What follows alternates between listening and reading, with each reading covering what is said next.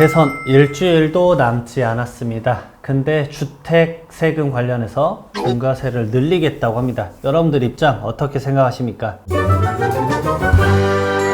네, 안녕하세요. 재테크 말하는 두꺼비 세무사입니다. 자, 우선 여러분들 진심으로 감사드립니다. 여러분들 덕분에 제가 실버 버튼 여러 채널 나가면서 다른 분들이 이제 실버 버튼 갖고 있는 것만 봤는데 제가 이제 실버 버튼의 이제 소유자가 됐습니다. 전부 다 여러분들 덕분이라고 생각하고 있고요.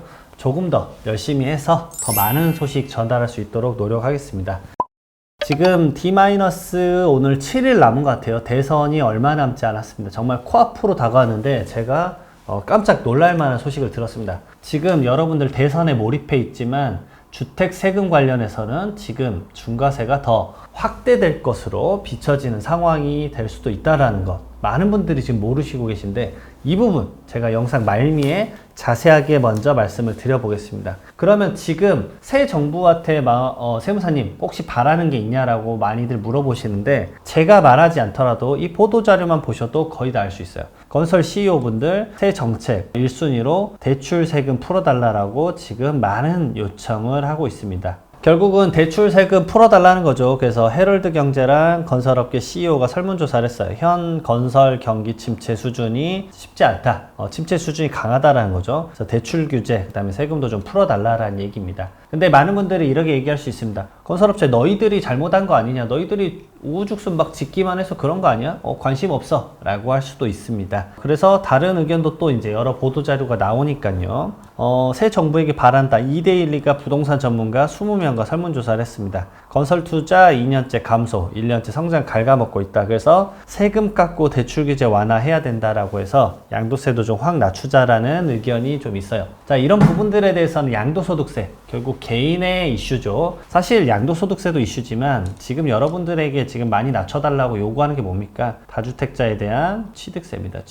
취득세가 부담이 크죠. 그래서 이런 부분들까지 좀 감안을 좀 해달라라는 의견이죠. 결국 이렇게 새 정부서 제일 시급한 부동산 정책은 금융, 세제를 통한 수요를 좀 개선해 달라라는 얘기죠. 이런 얘기도 많습니다. 지방의 불균형이 심하니까 이런 거. 그 다음에 민간주택 공급도 확대해 달라. 그래서 아마 부동산 공급에 대한 얘기도 지속적으로 나오고 있는 것으로 비춰져요. 대다수의 전문가들이 그래서 양도소득세 거래 완화 주장하면서 부동산 거래 활성화, 그 다음에 절반가량은 다주택자에 대한 세금도 완화해야 된다. 당연히 뭐겠어요? 취득세죠. 조정대상 지역은 2주택부터 중과세, 그 다음에 비조정대상 지역은 3주택부터 중과세입니다. 8%, 그 다음에 12%. 아주 고율의 취득세 중과세를 받고 있죠. 그 다음에 이것만 있습니까? 여러분들 얼마 남지 않았죠? 6월 1일 날 과세 대상이 되는 세금 뭐죠? 재산세랑 무려 종합부동산세가 있죠. 3주택자 이상이면서 과세 표준이 12억 초과되면은 중과세율의 보유세를 내야 됩니다. 그래서 종합부동산세 등 보유세는 강화해야 된다는 의견이 있고 완화해야 된다는 의견도 있어요. 말 그대로 너무 많이 보유하면 보유할 때 힘들게 해주자라는 의견인 거죠. 이런 거 보면은 어찌 보면 현실적으로 반영을 좀 한 것 같다라는 생각도 듭니다. 함께 이루어져야 된다는 주장도 있다라는 거 참고를 해보시면 좋을 것 같습니다. 여러분들 생각은 어떠신지 모르겠어요. 자, 그러면 이 상황에서 후보자들은 어떻게 의견을 갖고 있는지 가장 최근 걸 봤는데 이재명 대통령 같은 경우는 부동산 세금 그냥 손대지도 말자. 이건 좀 확실히 달라요. 문재인 정권에서는 오히려 세금을 아주 강화시켰죠. 세금 중과세를 엄청 속된 말로 때렸어요. 정말 징벌적 세금, 살인적인 세금이란 표현이 매일 헤드라인을 잠식을 했었습니다. 그리고 김문수 이제 대선 후보자께서는 이제 종부세 완화, 제초안 폐지를 해야 된다. 간단하게 표를 보면 이런 뉘앙스예요. 후보별 부동산 세제 공약. 이 부동산은 결국은 뭡니까? 주택이죠, 주택. 그래서 이재명 더불어민주당 후보는 재건축 초과이익 환수 유지하고 종부세 유지하고 양도 및 취득세를 유지하자라는 관점으로 가고 있다라는 거예요. 그리고 김문수 후보 같은 경우 폐지하거나 완화를 좀 하자라는 얘기죠. 자, 이 상황에서 그럼 이준석 후보는 어떤 뉘앙스냐? 이준석 후보는 부동산 공약을 말 그대로 생애 주기에 맞추겠다. 처음에 결혼해서 둘이 살 때는 작은 집이니까 작은 집에선 취득세 절반으로 5구제곱미터에선 취득세 절반으로 감면을 해주고 아이가 생기면 큰 집으로 이사할 건데 큰 집으로 이사할 때는 비과세 혜택을 줘서 갈아타기를 해주도록 용이하도록 만들어 주겠다. 그리고 만 65세가 돼서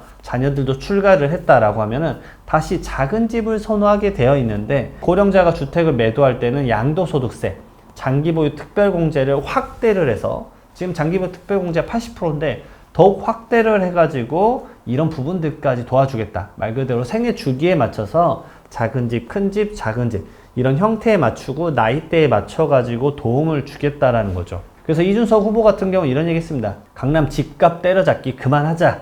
여기에 몰두하다 보면 전국 부동산 가격을 들썩이게 만들었던 문재인 정부의 실패를 반면교사 삼아야 된다. 세제 인센티브를 통해서 주거 이동을 유연성 있게 제공을 해야 된다. 라고 얘기를 했습니다.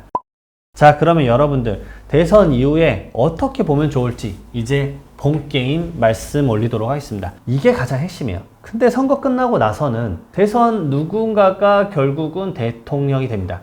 결국은 지금 누군가는 대통령이 될 거예요. 그러면 어떤 경제정책이 나올 것인가를 살펴봐야죠. 부동산 정책만 있는 게 아니라 다른 금융정책이 다 같이 나올 거고 그 경제 대책에서 세금 부분도 일부 차지할 겁니다. 주택세금도 당연히 일부 있을 거라고 비춰져요. 다양한 대책이 나올 것인데 여러분들 이걸 살펴보기 전에 많은 분들이 지금 대선에만 몰입하고 있다 라고 생각이 들어요. 제가 기억나십니까? 2달 전에 부동산 대책 나왔었죠. 3.19 주택시장 안정화 방안이 나왔었어요. 그때 토어제로 강남 3구랑 용산 모든 아파트가 묶였습니다. 그래서 풍선효과 나올 것이다 라고 했고 그것과 관련된 주택 취득자금 소명 관련된 조사 국토부에서 한 거 바로 2주 만에 나왔고 한 달 지나서 또 서울시에서 나왔고 이제 뭐 남았죠? 국세청에서 곧 나올 겁니다. 자, 이 상황에서 토어제에 따라서 강남 용산 거래가 97.7%가 감소했다고 합니다. 당연하죠. 실거주를 해야 되는데 최소 20억 비싸게는 100억도 넘어가는 주택을 사서 내가 실거주를 해야 돼요. 그러면 내가 자금이 있느냐? 없는 분들이 많다라는 거죠. 그래서 거래 자체가 아주 줄어들었어요. 근데 반면에 강북은 풍선효과랍니다. 노원, 동대문구 등 중저가 지역에서 토어제 풍선효과가 나왔어요.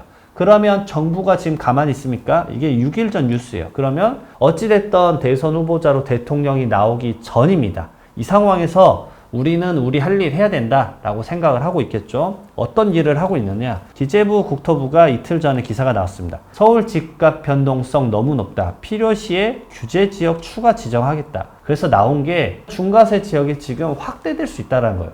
근데 조정 대상 지역이 대선 끝나기 전에 나올 수도 있잖아요. 여러분들 이런 점을 많이들 모르시는데 지금 일주일 이내에 조정 대상 지역 추가로 설정해버리면 어떻게 됩니까? 그런 시장의 변화를 맞춰서 대통령이 된 그 후보자가 대통령이 되고 나서 그에 맞춰서 정책을 이끌어 가야 되겠죠. 그래서 조정 대상 지역 늘리겠다. 투기과열지구 늘리고 토지거래 허가구역 등도 지정 여부를 좀 더 늘리겠다는 거예요. 정부 필요하면 규제 지역 더 늘리겠다라는 얘기예요. 이게 불과 며칠 되지 않았습니다. 여러분들 조정 대상 지역 늘어나면 취득할 때부터 중과세 세지고요. 그 다음에 보유세, 종합부동산세 세집니다. 지금 조정 대상 지역 제가 봤을 때 개인적으로는 6월 1일 이전에는 확정 짓진 않을 것 같아요. 왜냐? 지금 조정 대상 지역 확정해버리면 6월 1일에 바로 며칠도 안 남은 상황에서 내가 갑자기 종합부동산세 중과세율에 적용될 수도 있어요.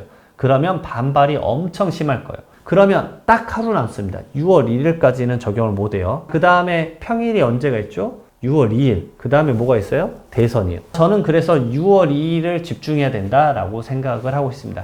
설마지만 이런 얘기 한번 해보는 거예요. 자, 그 다음 세 번째 뭐가 있습니다?